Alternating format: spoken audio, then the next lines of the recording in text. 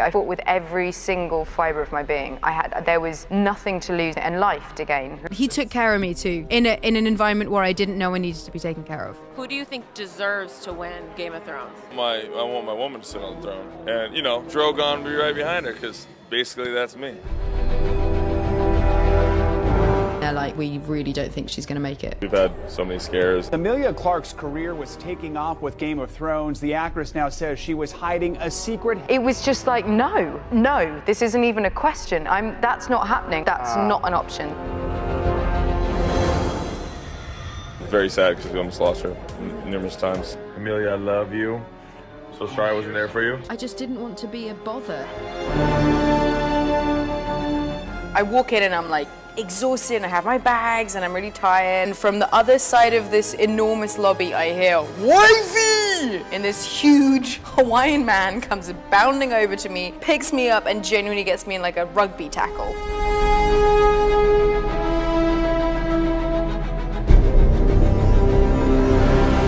I don't take for granted where I came from. My mom worked like three jobs when I was in high school. It was tough and because it just couldn't make ends meet.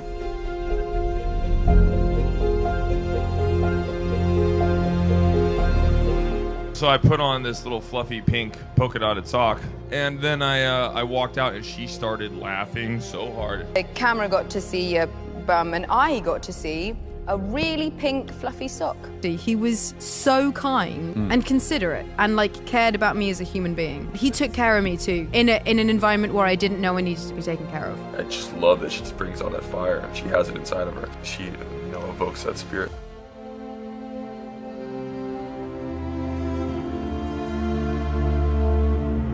Suddenly get this unbelievable pain that felt very much like an elastic band around my brain. Then I started to feel incredibly ill, kind of crawled to the bathroom, and for whatever reason, I knew I was being brain damaged. I was trying to move my fingers and my toes and trying to think about my feet and think about my legs and make sure they were still working. It was a purely instinctive thing. I felt incredibly scared, but I fought, basically. I fought with every single fibre of my being. There was nothing to lose and everything, and life to gain.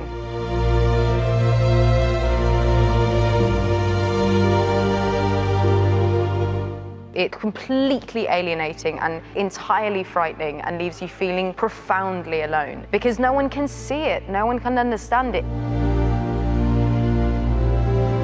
You just want people to think that you can do the job that they gave you because, my God, there's 20,000 other women who can do it as well. So showing any weakness is frightening.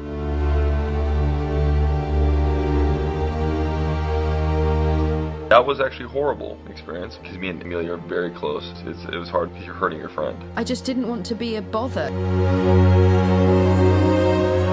They had to wake me up to say, listen, we have to put you into open brain surgery. We have to cut your head open and save your life. I wasn't prepared to make it. It was in that moment I asked them to just let me die. That she brings on that fire. She has it inside of her.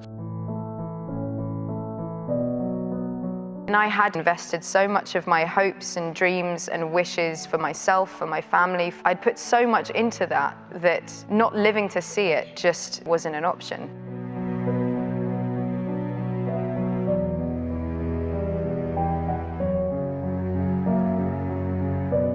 We've had so many scares and very sad because we almost lost her numerous times.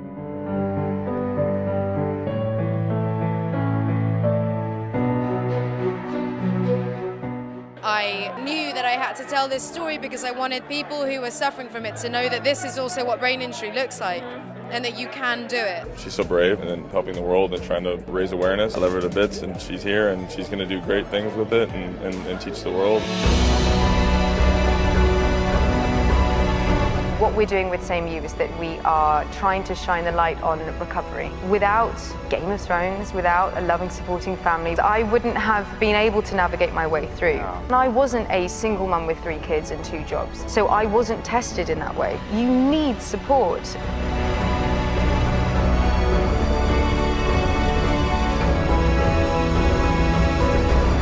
time I come to England, I go crazy when I see her. He's one of those incredibly rare people who their personalities and their spirit is as big as he is. I was hanging out with a friend of yours who Yes. had a little message for you that we wanted to play for you. My man! happy birthday, Emilia, I love you.